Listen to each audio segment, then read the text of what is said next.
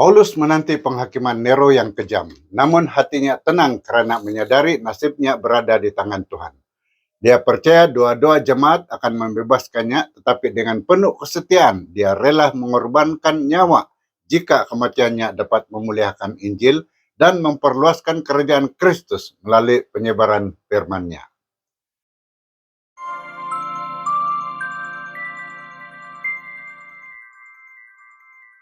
Halo, selamat kita bertemu kembali di channel Wahyu Pengharapan melalui segmen ringkasan pelajaran Alkitab, pelajaran sekolah Sabat, dan topik kajian kita untuk pelajaran yang ketiga ini ialah hidup atau mati. Ayat utama kita diambil dari Filipi pasal 1 ayat 21, katanya, "Karena bagiku hidup ialah Kristus dan mati ialah keuntungan." Kita akan kembali pada ayat ini dalam ringkasan untuk kajian pada hari Isnin. Mari kita mulakan ringkasan ini dengan topik Kristus akan dimuliakan.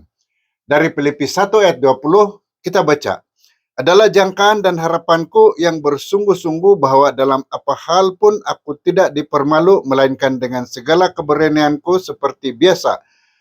Maka sekarang juga Kristus akan ditinggalkan dalam diriku, baik melalui hidup maupun mati." Paulus bersukacita atas penderitaan yang ditanggungnya.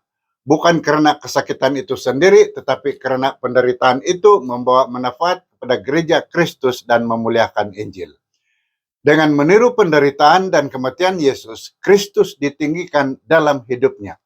Dalam suratnya kepada jemaat di Filipi, Paulus menjelaskan bahwa dia berharap dibebaskan melalui doa gereja dan pekerjaan Roh Kudus untuk terus melayani Kristus.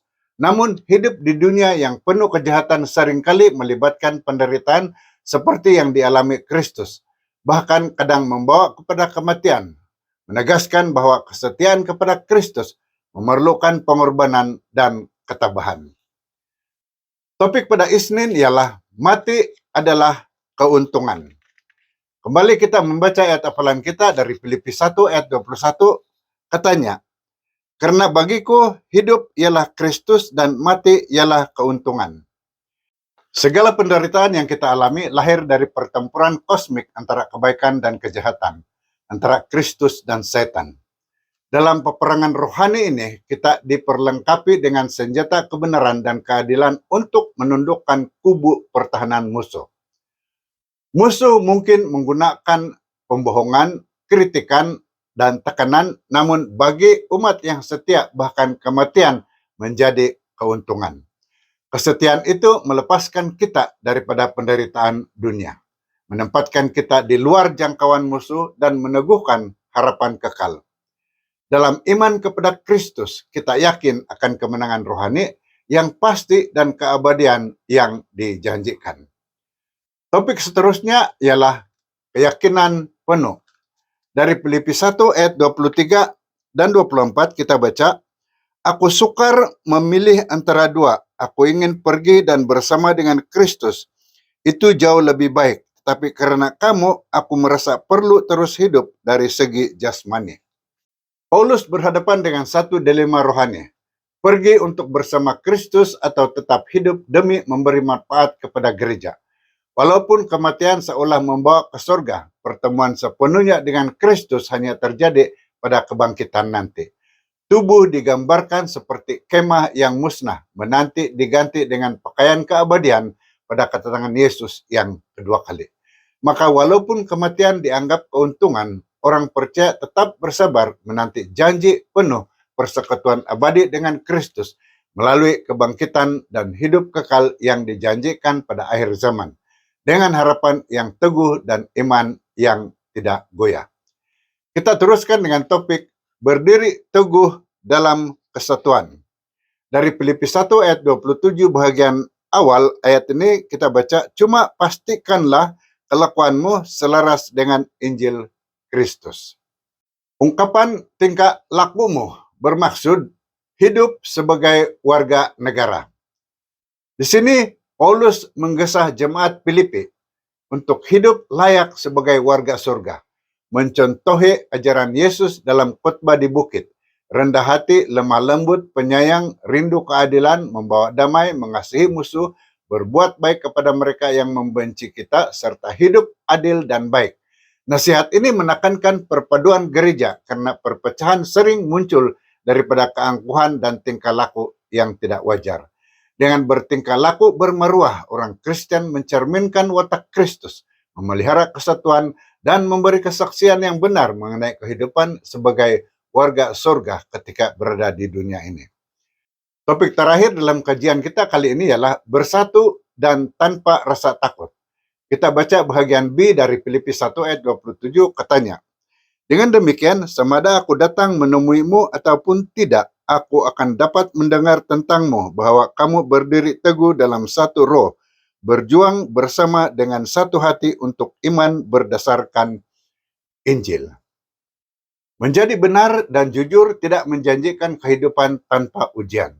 Sebagaimana Ayub menghadapi penderitaan yang hebat, dalam peperangan rohani ini perpaduan amat penting. Gereja dipanggil berjuang bersama mempertahankan Injil melalui doa dan firman. Menghadapi kejahatan, kita tidak gentar karena setan telah dikalahkan oleh Kristus di kayu salib.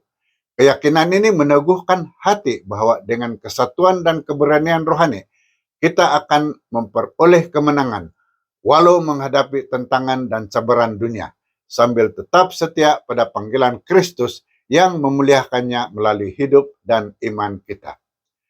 Sebagai kesimpulan, berikut adalah 3 poin utama dari perkongsian ini. Pertama, Kristus dimuliakan melalui hidup dan penderitaan. Seperti Paulus, orang Kristen memuliakan Kristus melalui hidup setia atau penderitaan demi Injil diterima sebagai kesaksian membawa manfaat rohani kepada gereja serta meninggikan nama Kristus dalam segala keadaan hidup harian. Kedua, harapan pasti dalam hidup dan mati. Hidup memberi peluang melayani Kristus, kematian karena dia keuntungan sementara jaminan harapan, namun kepenuhan bersama Kristus hanya pada kebangkitan dan kedatangan kedua. Bukan saat kematian yang dijanjikan oleh Tuhan kekal. Ketiga, kesatuan dan keberanian membawa kemenangan rohani. Sebagai warga surga, gereja dipanggil untuk hidup rendah hati, penyayang dan bersatu. Berdiri teguh, satu roh, berani berjuang, mempertahankan Injil tanpa takut karena Kristus telah menang di salib dalam konflik rohani. Sekian ringkasan pelajaran Alkitab untuk kajian minggu ini. Saya harap Anda telah mendapati maklumat yang dikongsikan melalui video ini sangat berinformatif dan membantu. Pastikan Anda tekan like dan share video ini serta subscribe pada channel ini dan tekan lonceng notification agar Anda tidak terlepas menonton video yang akan dimuatkan nanti. Dan jika Anda ada pertanyaan atau pandangan yang ingin dikongsikan, sila luangkan masa untuk meninggalkan komen di bahagian komen di bawah ini atau hantar ke nomor yang tertera. Dan juga beritahu kami dari mana Anda menonton video ini. Dan sila terus menonton pada video yang dicadangkan di sini. Terima kasih karena menonton dan jumpa lagi di video akan datang. Tuhan memberkati Anda.